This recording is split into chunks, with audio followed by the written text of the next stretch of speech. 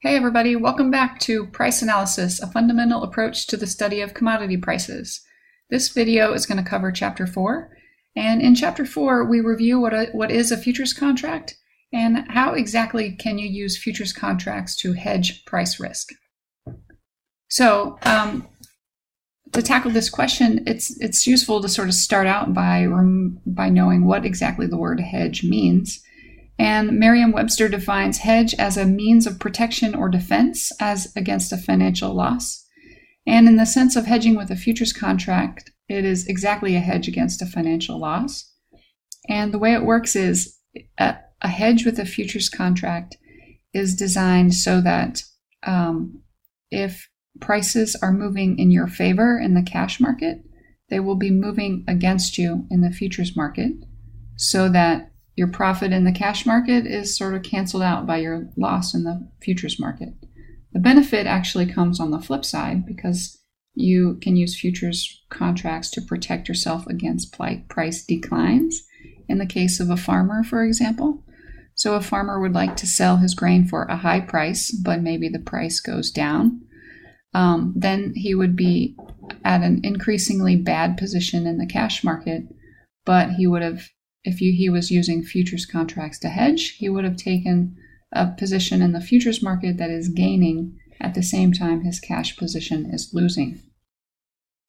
And thereby his actual exposure to price risk would be reduced, or maybe eliminated, at least reduced. So let's review what exactly is a futures contract. A futures contract is a contract between two parties to buy and one to sell at an agreed price, an agreed quantity, an agreed quality, and at a specific location. In the case of Chicago Board of Trade corn futures, for example, the contract specifies 5,000 bushels of U.S. number 2 yellow corn at very specific elevators along the Illinois River and on Lake Michigan or associated canals around Chicago. And these contracts are traded on a centralized exchange, which is kind of similar to the stock market in that they're sort of public buyers and sellers of these things, and that the two counterparties don't know each other.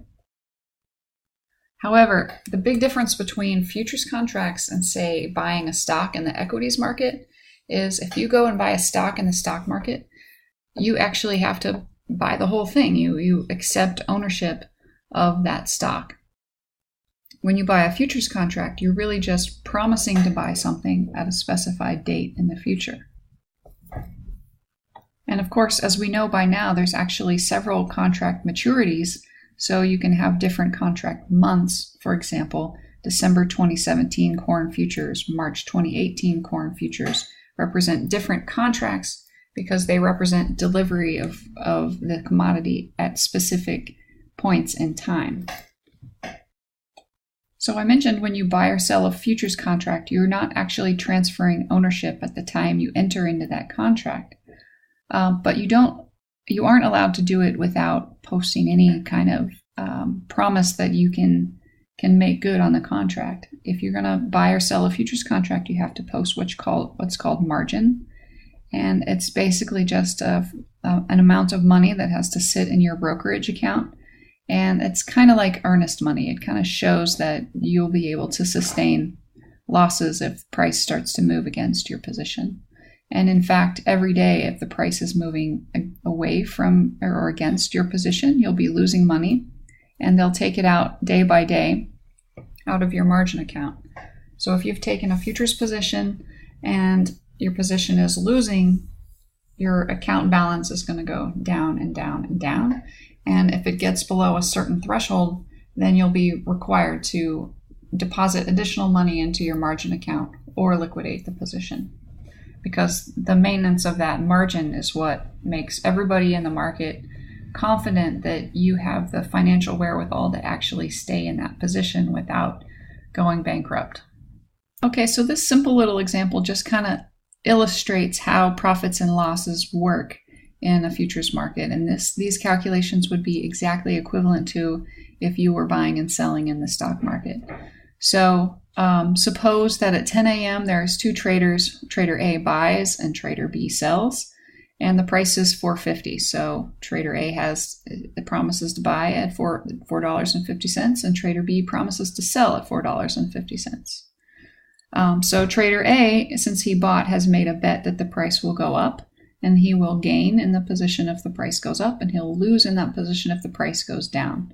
Likewise, Trader B has sold a contract, and that means he is betting that the price will go down. He makes money if the price goes down, and he loses money if the price goes up.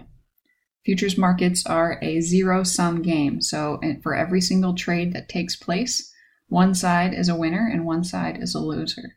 Now we see here that at 1 p.m., both of these traders liquidate their positions, and the price has indeed gone up. That means Trader A is the winner here, and Trader B is the loser. And the Trader A gets to sell for $4.75, and they bought for $4.50. That's a gain of 25 cents. And if you take 25 cents times 5,000 bushels, that's a profit of $1,250. Just the mirror image of that for Trader B. The price has gone up to $4.75.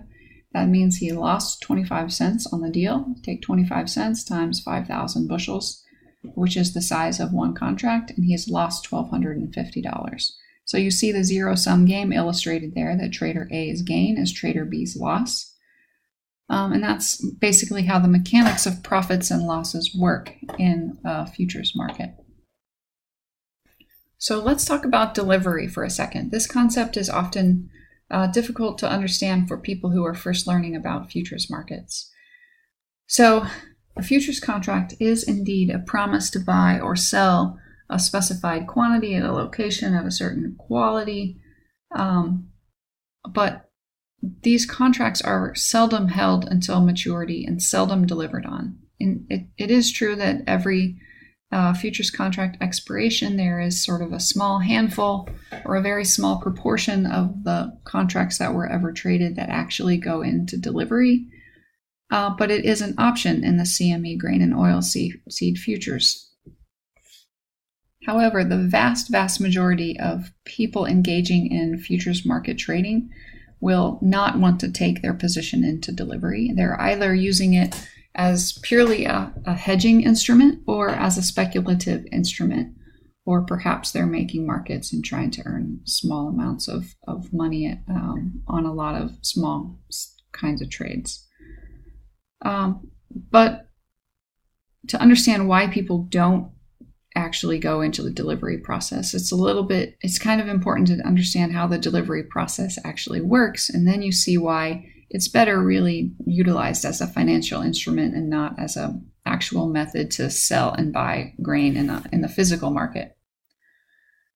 So let's talk about the delivery rules on the Chicago Mercantile Exchange. So you can follow the link if you want to know the really gory details, but I've posted a quote from the CME rule book here, and it talks about places that are actually what they call regular for delivery.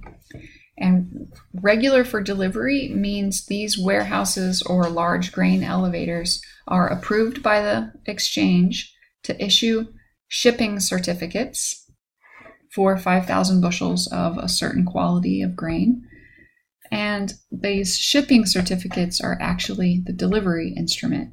You don't actually deliver a train car full of corn or 5 truckloads full of corn.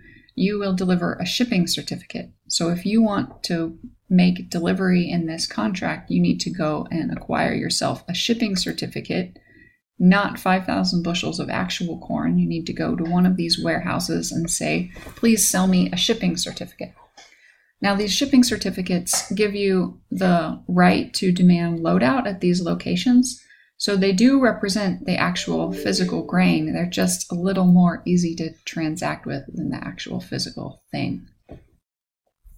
Where are these warehouses that are regular for delivery? Well, most of them are along the Illinois River or in a couple of the canal systems within the Chicago area, and one or two of the ports on Lake Michigan. So you see here Chicago and Burns Harbor, Indiana switching district.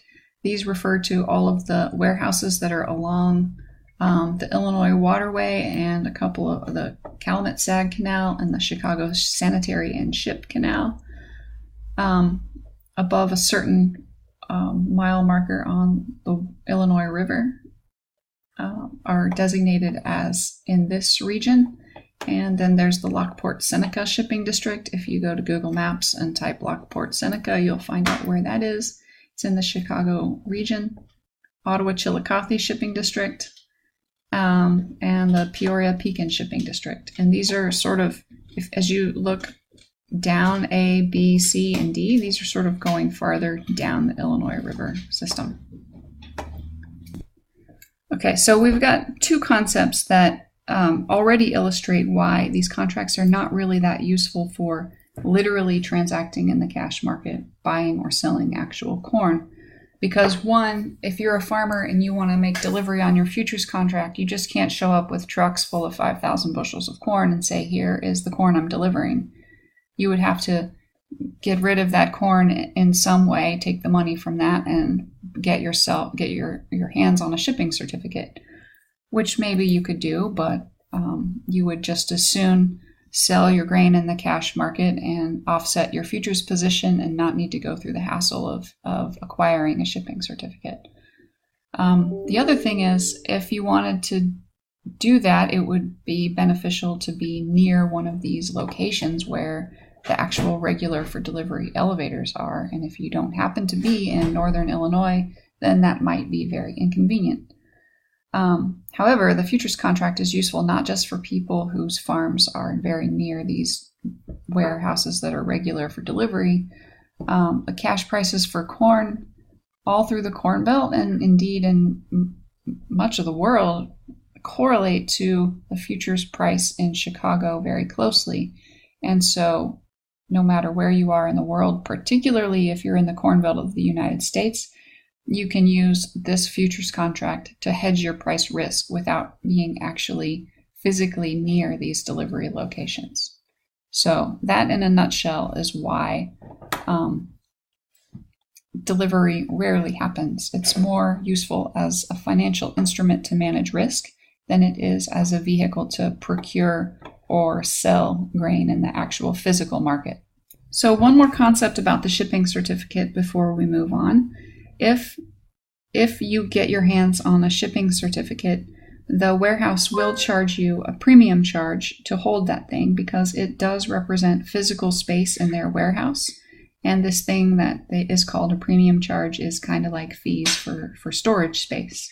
And I mention that because in Chapter 5, we're going to introduce this concept called financial full carry.